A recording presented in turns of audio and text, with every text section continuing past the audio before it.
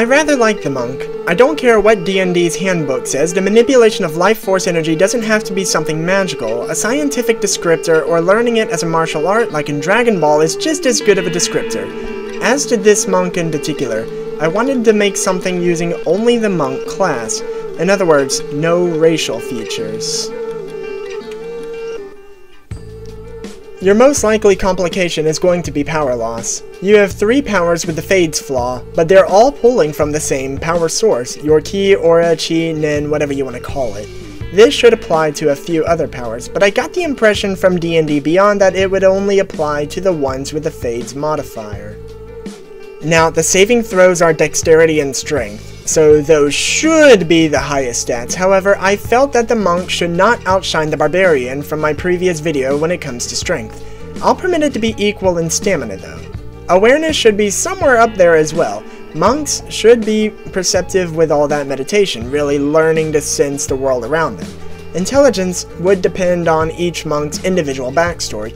They typically don't do too much adventuring, but they are studious, which suggests to me a large gap between their common knowledge and their expertise, which I'll address later.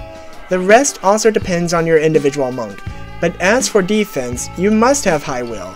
Their lives are spent perfecting themselves. How could that not be the case? Unarmored Defense, Protection 5. Now I know I gave Protection 10 to the Barbarian for the same trait, but again, in terms of tanking hits, I didn't want my monk to outshine my Barbarian. It gets more interesting things after all. Flurry of Blows. Your strength will get the multi-attack modifier because your ki can make you move that fast.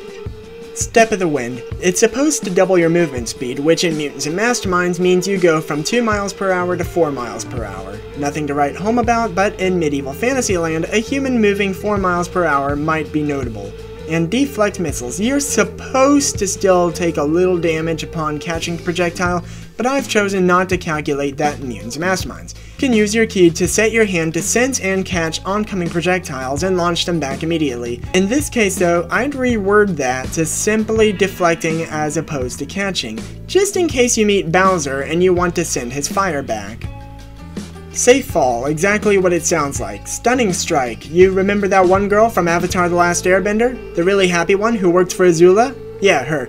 Ki Empowered Strikes. I wasn't given a lot to work with here. It sounded like just an additional descriptor to your melee attacks, but if we're spending a point anyway, may as well increase the damage by 1 because of adding aura to your strength, right? Stillness of Mind. You take a deep breath, think things over, and realize you're not as frightened, charmed, etc. as you thought you were. Purity of Body. They can survive visiting Matsuzaka Manor. Tongue of the Sun and Moon. They're the team's translator. Empty Body. I do not understand this one, but it's on the D&D Beyond page, so I'ma roll with it. You can become invisible. Don't know how that's the product of ki, but okay.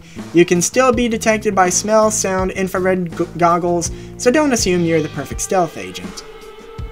I'm skipping Perfect Self. What it does is restore some ki at the start of a fight provided you don't have any at that point. Really though, this is what hero points are for, at least in part. Consider it a small alteration to Perfect Self. Sure, the GM decides how many more uses of ki you can get per hero point, but then you can decide when it's used. For your skills, I took your proficiencies and assigned numbers based on how often I thought they'd be used and how useful I thought each one would be. A more accurate monk might have these numbers shifted around a little though. And as for your advantages, I assigned some that were recommended for martial artists in the Mutants and Masterminds core rulebook. Evasion specifically comes with the monk, and it nearly had the same description. And equipment too. The monk is said to start with darts, maybe an explorer's pack. This ought to cover that, or maybe you're the leader of a whole monastery, complete with personnel who can go out and get these sorts of things for you if you so choose. If so, lower a stat by 1 and add status and leadership. Provided you can develop a reason for the monk to come out of its abode, I think it's a good player character, even if they're the only player. A game master looking for an encounter may add features from monastic traditions to this to make it even wilder. I chose not to do that for this one because, let's be real, this is a long list of powers as is.